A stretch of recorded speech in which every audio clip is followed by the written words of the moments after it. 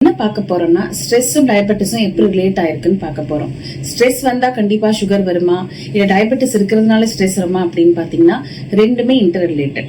So ஒருத்தருக்கு stress இருந்துச்சு அப்படின்னா கண்டிப்பா அவங்க ரத்தத்தோட சர்க்கரை அளவு வந்து அதிகமாகிறதுக்கான வாய்ப்புகள் ஜாஸ்தியா இருக்கு. அதே மாதிரி ஒருத்தவங்களுக்கு சுகர் வந்துருச்சு அப்படின்னாலே அவங்க ஓரளவுக்கு ஸ்ட்ரெஸ் ஆயிடுவாங்க, ஒரு டிசீஸ் வந்துருச்சு அப்படிங்கறதுனால. சோ என்னென்ன காரணங்களால ரத்தத்துல சர்க்கரையோட அளவு அதிகமாகுது அப்படின்னு நம்ம பார்க்கலாம். ஸ்ட்ரெஸ் சமயத்துல ஒரு ஸ்ட்ரெஸ் கண்டிஷன்ல நம்ம இருக்கும்போது நம்ம உடம்புல கார்டிசால், அட்ரினல் அப்படிங்கிற ஹார்மோன் எல்லாம் சுரக்க ஆரம்பிக்கும். இந்த ஹார்மோன் சுரக்கிறதுனால நம்மளோட இன்சுலின் செக்ரீஷனும் குறையும், அதே மாதிரி இன்சுலின் எதிர்ப்பு தன்மையும் அதிகமாகும். இந்த ரெண்டு காரணத்தினால ரத்தத்துல சர்க்கரையோட அளவு அதிகமாகிறதுக்கு வாய்ப்புகள் இருக்கு. ரெண்டாவது காரணம் என்னன்னு பாத்தீங்கன்னா, ஏற்கனவே சுகர் இருக்கிறவங்க வந்து கரெக்டா மாத்திரை எடுத்துக்க மாட்டாங்க, இன்சுலின் போட மாட்டாங்க, ஒருவேளை மாத்திரை எடுத்துட்டு சாப்பிடாம இருப்பாங்க. அந்த மாதிரி சமயங்கள்லயும் அவங்களோட ரத்தத்தையோட சர்க்கரை அளவு அதிகமாகிறதுக்கான வாய்ப்புகள் ஜாஸ்தி.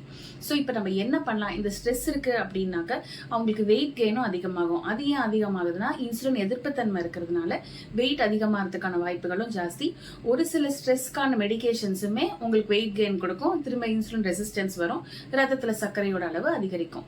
ஸோ நம்ம என்ன பண்ணி இந்த ஸ்ட்ரெஸ்ஸை வந்து குறைக்கலாம் அப்படின்னு பாத்தீங்கன்னா, முதல் விஷயம் ஸ்ட்ரெஸ் எதனால வந்திருக்கு அப்படிங்கறத நம்ம கண்டுபிடிச்சு அதை சரி பண்றதுக்கான வேலைகளை நம்ம பார்க்கணும்.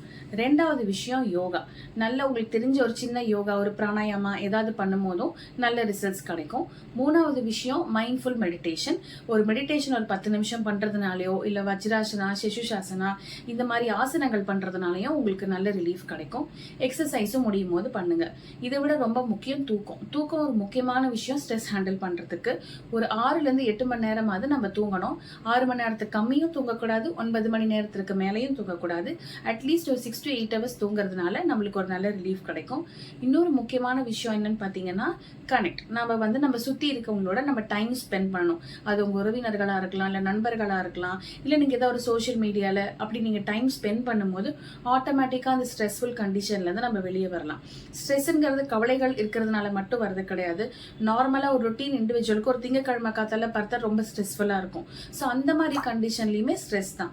ஸோ இப்போ ஹேண்டில் பண்ண முடியாத இந்த ஸ்ட்ரெஸ்ஸை நம்ம என்ன பண்ணலாம், எதுலையுமே நம்மளுக்கு முடியல அப்படின்னா அதுக்கான ஸ்ட்ரெஸ் கவுன்சிலர் கிட்ட நீங்க போய் ப்ராப்பர் கவுன்சிலிங் எடுத்துக்கலாம், இல்ல ட்ரீட்மெண்ட் எடுத்துக்கலாம்.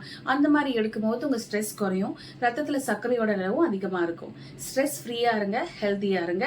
டயபெட்டிஸ் ரிவர்ஸ் பண்றதுக்கான வாய்ப்புகளும் ஜாஸ்தி இருக்கு. ஸோ அதையும் ட்ரை பண்ணுங்க. நன்றி, வணக்கம்.